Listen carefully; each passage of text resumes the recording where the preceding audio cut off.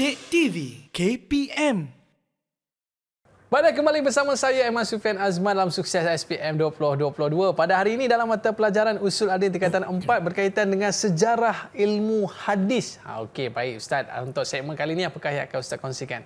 Baik, terima kasih Aiman. Baik, tadi kita dah lihat berkaitan dengan konsep, kemudian kita dah lihat sejarah bagaimana daripada peringkat pertama sampailah ke zaman kita sekarang ni, kita dapat memahami ilmu hadis tu dan kita dapat merasai dia punya kesan-kesan peninggalan Nabi SAW melalui hadis tersebut. Baik, sekarang kita lihat pula pada subtopik yang kali ini, kita akan lihat pula adalah berkaitan dengan maudhu' ulum hadis. Dia ada dua lah di sini. Yang pertama berkaitan dengan maudhu' ulum hadis dan yang kedua nanti adalah berkaitan dengan ahamiyah, kepentingan ulum hadis. Kenapa kita kena belajar ulum hadis? Baik, sebelum kita akan lihat dulu apakah dia maudhu'. Maudhu' ni adalah fokus. Apakah fokus yang ada dalam ilmu hadis ni yang perlu kita tahu dan perlu kita faham? Sebab dalam apa sahaja mata pelajaran ataupun terutama dalam ilmu-ilmu Islam ni, setiap satu ilmu yang diusahakan oleh ulama-ulama ni ada fokusnya untuk kita sama-sama sedar akan kepentingan yang kita kena ambil daripada situ. Baik, kita akan lihat apakah maudhu' tersebut. Kita mungkin boleh minta bantuan daripada Izzat. Okey, silakan Izzat. Apakah dia maudhu' ulum hadis?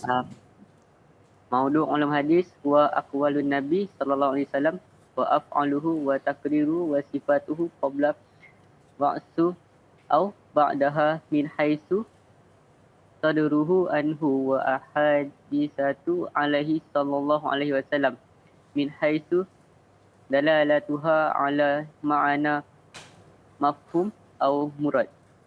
Baik, terima kasih Izzat. Baik, maudhu' atau fokus ulum hadis ni apa? Dan kalau kita lihat dari segi kalau anda kata soalan tu keluar lah kan. Anda kata ada soalan yang ditanya tentang maudhu' ulum hadis. Dia kalau kita lihat dari segi faktanya, ulum hadis ni dan juga dia punya konsep tu tak berapa jauh maksud dia, lebih kurang je. Maksudnya kalau murid dia ambil jawapan mafhum ulum hadis riwayah sebagai jawapan untuk maudhu' ulum hadis pun ianya adalah jawapan yang sama. Cumanya maudhu' ni dia lebih detail lah. Jadi baik. Tadi Izzat dah baca apakah dia maudhu' ulum hadis. Maudhu' ulum hadis apa dia? Huwa aqwalun Nabi sallallahu alaihi wasallam wa fa'alihi wa taqriratihi wa sifatihi qabla bi'sa aw ba'daha. Min haitsu sururihi anhu aw hadisu alaihi salatu wasallam min haitsu dilalatuha ala al-ma'na al-mafhum aw al-murad. Baik. Yang detail ini berkaitan dengan maudhu' ni, dia yang paling asas yang pertama tu iaitu aqwalun Nabi wa af'alun Nabi wa taqriratihi wa sifatihi qabla al-bi'sa aw ba'daha. Itu yang asasnya. Baik, maudhu' yang paling asas adalah ulum hadis ni memang pusing macam mana pun dia tetap nak menceritakan berkaitan dengan Nabi SAW. Dari segi apa? Dari segi percakapannya, dari segi perbuatannya, kemudian wa taqriratihi, dari segi takriro ni adalah ketegasan. Apa yang Nabi ikrarkan. Kalau Nabi ikrar adalah, kalau Nabi tak ikrar tak adalah. Ikrar ni maksudnya Nabi ada prinsip. Sebagai contoh kalau takriro ni berkaitan dengan dhab. Bila mana Nabi SAW tidak mengatakan dia dan tidak mengatakan tidak. Bila mana sahabat makan dhab tersebut. Sebab kalau kita lihat dari segi syariahnya, memang dhab tu adalah binatang dua alam. Binatang dua alam. Kalau ikutkan dari segi hukum mungkin ada perbahasannya dari segi syariahnya. Baik, itu takrir. Manakala yang keempat sifatuhu dan juga sifat Nabi SAW. Jadi keempat perkara ni, perbuatan, percakapan, ikrar dan juga sifat Nabi ini adalah sama ada qablal bi'sah au ba'daha. Sama ada sebelum Nabi SAW diutuskan sebagai Nabi dan Rasul ataupun selepas Nabi SAW diutuskan sebagai Nabi dan Rasul. Maksudnya sebelum Nabi jadi Nabi dan Rasul pun ianya juga dikira sebagai hadis Nabi SAW. Selepas Nabi diangkat menjadi Nabi dan Rasul pun ianya juga dikira sebagai hadis. Tapi yang kita maklum, mungkin setengah kita faham, hadis ni benda yang lepas Nabi dah diangkat menjadi Nabi dan Rasul. Tapi sebenarnya sebelum Nabi menjadi Nabi dan Rasul juga, ianya juga dikira sebagai hadis Nabi SAW. Kemudian ada sambungan lagi. Min haitsu sururihi anhu wa ahadisu. Dan semua empat perkara tadi ni sama ada yang datang daripada Nabi SAW. Mana datang secara direct daripada Nabi SAW, wa ahadisu ataupun percakapan Nabi SAW. Mana suduru tu, mana datang secara dari segi perbuatan, orang nampak sebagainya, ataupun Nabi sendiri cakap, wa ahadisu. Ada yang Nabi cakap, ada yang orang nampak Nabi dan orang riwayatkan hadis itu berdasarkan perbuatan Nabi SAW. Min haitsu dan juga dari segi dilalatuha alal makna al mafhum atau al murad, ataupun dari segi yang ditunjukkan tanda-tanda tersebut alal makna al-mafhum, melalui satu perkara yang Nabi buat tetapi Nabi tak cakap, tapi ada maksud yang tersembunyi di sebalik apa yang Nabi cakap tu. So hadis ni luas. Dia bukan sekadar apa yang Nabi cakap, yang Nabi sebut, bukan sekadar apa yang Nabi buat. Kadang-kala sahabat dengar dan sahabat faham apa yang Nabi maksudkan, dan sahabat ceritakan apa daripada apa yang mereka lihat atau mereka dengar daripada Nabi SAW. Sebab kadang-kala Nabi tak sebut, tapi sahabat yang nampak tentang perbuatan Nabi SAW itu. Baik, itu adalah fokus ulum hadis. Baik.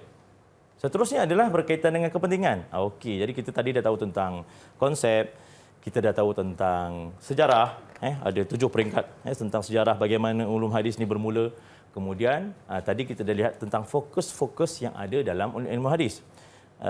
Seterusnya, bila dah tahu semua benda tu, kita kena tahu juga apakah kepentingan kita mengetahui ataupun mempelajari ilmu hadis ni. Lebih-lebih lagi kita adalah orang Islam. Mana kalau kita lihat ada 2 sumber utama yang kita kena tahu, Quran dan hadis. So Quran kita alhamdulillah memang kita baca, belajar dan sebagainya. Hadis pun sama juga. Kita kena tahu juga, bukan sekadar tahu hadis sahih ataupun kita tahu itu adalah hadis Nabi SAW sahaja. Bahkan kita kena belajar juga bagaimana nak mengenal pasti dari segi hadis tu sahihnya macam mana, ciri-cirinya apa dan sebagainya. Baik. Jadi antara kepentingan ulum hadis ada 6 kepentingan ulum hadis yang perlu kita semua tahu. Baik, yang pertama Aisyah boleh bacakan beserta dengan maknanya? Silakan. Al-maqbul wal mardud. Maksudnya mampu membezakan makbul dan mardud. Baik, ahsanti. Baik. Yang pertama Aisyah sebut tadi adalah tamyizul maqbul wal mardud. Kepentingan kita mempelajari ilmu hadis ni yang pertama adalah untuk membezakan di antara hadis yang diterima dan hadis yang ditolak. Itu yang tadi kita cerita tadi kan. Sebab kita kena belajar ilmu hadis supaya kita tidak mudah untuk terpedaya dan terima bulat-bulat apa yang sekarang ni zaman media sosial kan. Orang hantar kadang-kadang kita kalau kita tak ada ilmu ini, kita terima asalkan tulis bahasa Arab, tulisan dia ada Nabi SAW, kita ini hadis Nabi ni, kita kena sebarkan salah. Jadi kita bila mana ada ilmu berkaitan dengan ilmu hadis ni, kita boleh bezakan hadis yang mana adalah hadis yang sahih yang diterima dan hadis yang mana adalah hadis yang ditolak. Okey, itu yang pertama. Yang kedua, Husna. Yang Silakan, kedua Husna. Alright. Dabtul hadis, sanad wal matan. Maksudnya menetapkan hadis dari segi sanad dan matan. Menetapkan hadis dari segi sanad matan. Okey, terima kasih Husna. Baik, yang kedua, kita dah boleh bezakan di antara hadis itu sama ada sahih, hasan, maudhu', dhaif dan sebagainya. Yang kedua, kepentingan kita belajar ulum hadis ni adalah untuk kita nak menentukan hadis itu sanadnya dan matannya. Mana perawinya itu dan juga teks hadis. So bila mana kita dah tahu, kalau kita lihat dalam syarat-syarat ada, bila mana kita belajar lebih dalam lagi, di sana ada syarat-syarat kita nak mengenal hadis tu. Perawi-perawinya, sama ada perawinya adil ke tidak, perawinya itu dari segi waraknya ke tidak. Hatta kalau kita belajar dengan lebih dalam, ulama ni berkaitan dengan adil, nak tahu adil atau tidak ni. Sebagai contoh, bila mana Imam Hambali kalau tak saya, dia nak pergi berguru dengan seorang guru ni, dia pergi ke rumah Tok Guru tu, dia belum sampai lagi. Dia nampak Tok Guru pergi bagi makan kucing, dia panggil lah. Dia panggil kucing tu.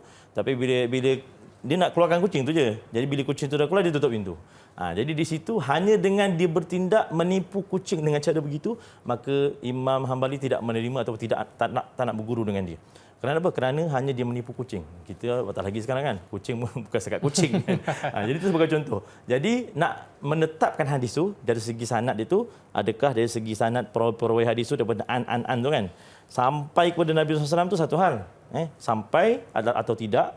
Kemudian perawi itu sendiri adakah dia adil ke tidak? Adakah dia kuat ingatan? Adakah apa yang dah hafal tu memang sama? Itu adalah antara elemen-elemen dari segi sanad. Manakala dari segi matan pula, teks. Teks tu pun kadang berbeza-beza. Tapi kalau teks ni, biasanya teks ni bergantung kepada perawi. Kalau perawi itu memang siqah, perawi itu memang hafazannya kuat, memang dia adil dan sebagainya, maka insya-Allah dia punya matan itu memang akan diterimalah. Tapi kalau hadis tu, perawi dia memang dari segi sanad dia tak dipercayai, hilang dia punya kepercayaan di kalangan masyarakat dan sebagainya, maka automatik matan hadis tersebut juga tidak akan diterima. Baik, itu yang kedua, kepentingan. Yang ketiga, Atikah, apakah kepentingan kita mempelajari ilmu hadis yang ketiga?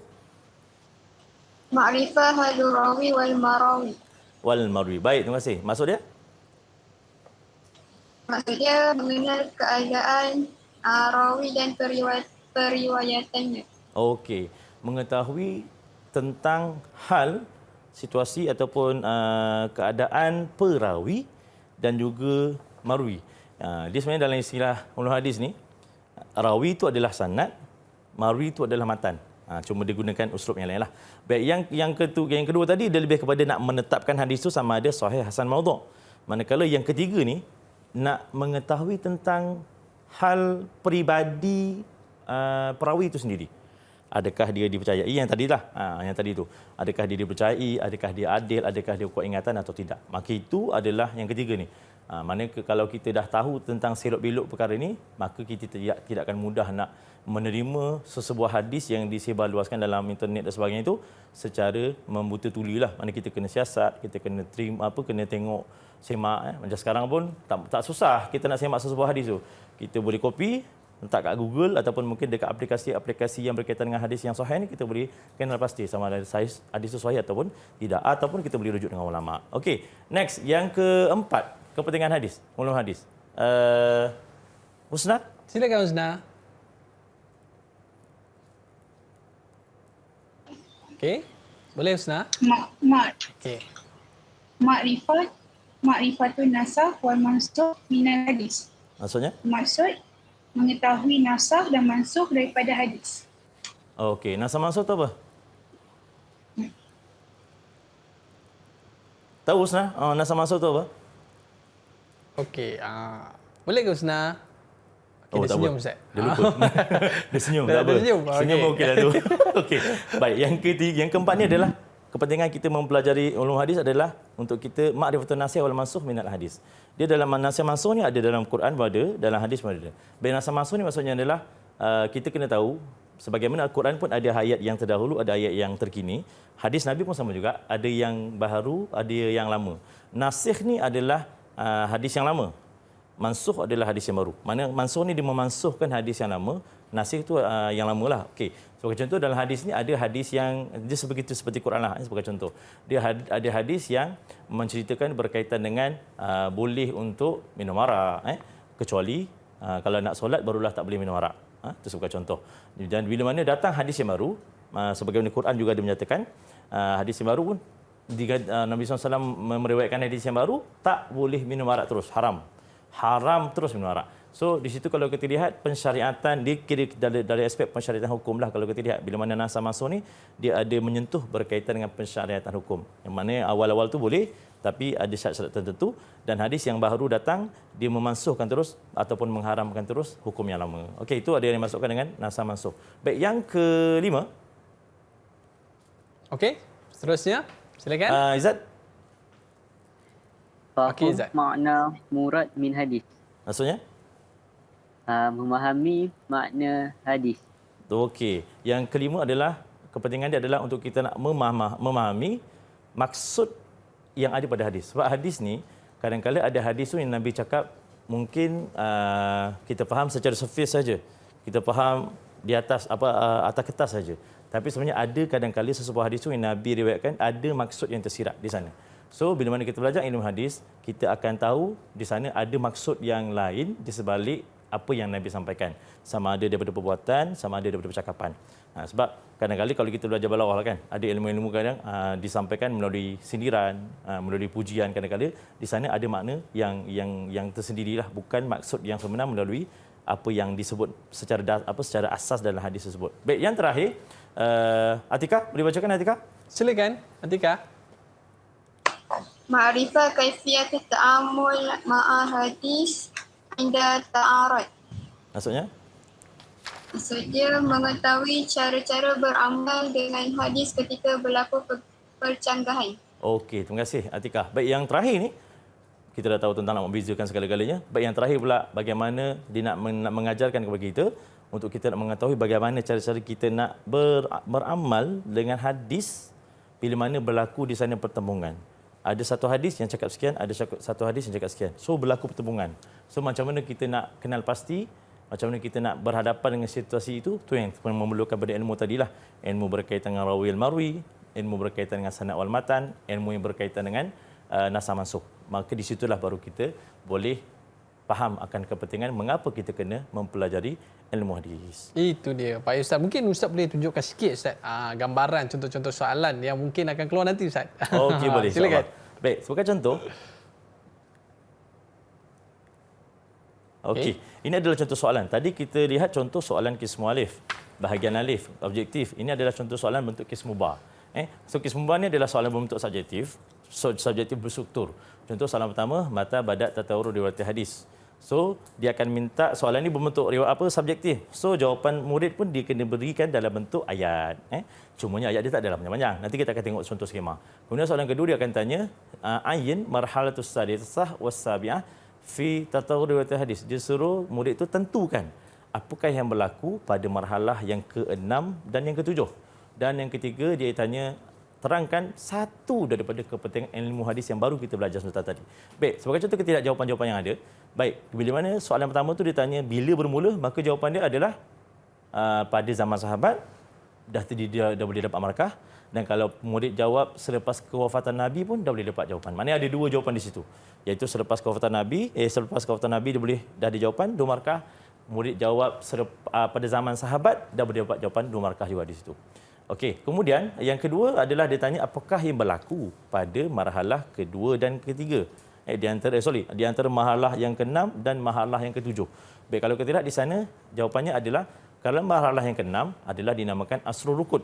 So murid boleh jawab asrul rukun ataupun asrul jumud ataupun berlakunya perkembangan dari segi periwayatan hadis. Manakala pada marhalah yang ke-7 pula adalah marhalah yaqazah. So murid jawab yaqazah pun boleh, marhalah tanabbuh pun boleh. Marhalah di mana berlakunya kesedaran berkaitan dengan ilmu hadis tersebut. Dan soalan ketiga tadi adalah dia minta murid untuk berikan kepentingan. So kepentingan tadi ada 6. So murid boleh berikan mana-mana satu daripada 6 kepentingan tadi itu. Cumanya boleh untuk saya nak katakan di sini, murid tak perlu nak hafal ayat-ayat kepentingan yang ada dalam buku teks ni secara bulat-bulat yang ada dalam buku teks. Apa yang mereka faham, mereka boleh bina ayat sendiri. Contohnya kalau dia nak menyentuh, dia nak sebut, boleh membezakan di antara hadis yang dia terima dan hadis yang ditolak. Dia tak sebut makbul dan mardud tak apa. Dia pergi tulis contoh tamyiz bainal hadis sahih wal hasan. Itu pun boleh diterima. Itu pun boleh. Ini murid tak perlu nak menghafal dan ikut buku teks. Tapi kalau diikut tu lagi baguslah. Cumanya dari segi penerimaan jawapan itu ianya diterima andai kata murid menjawab dengan cara menulis ayat yang hampir sama dengan apa yang ada dalam buku teks. Okey, baik. Murid-murid sekalian, yang paling penting sekali kita kena banyak buat latihan untuk menjawab soalan-soalan ni supaya mudah nanti. Dah tahu dah soalannya bentuk macam mana. Baik, Ustaz, kita nak berehat seketika. Para penonton murid-murid, jangan ke mana-mana. Kembali selepas ini, sukses SPM 2022. Didik TV KPM